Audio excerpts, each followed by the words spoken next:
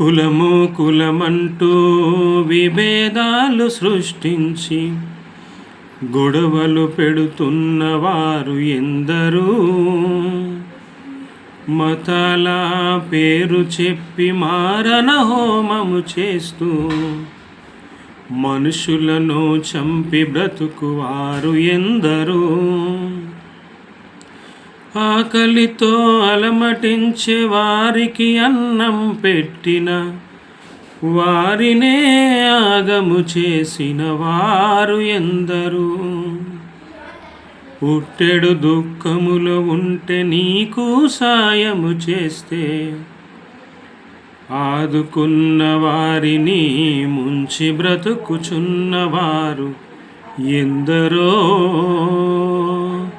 ఇలా బ్రతుకుచున్నవారు ఎందరో, వారికే ధర్మం బోధించిందో.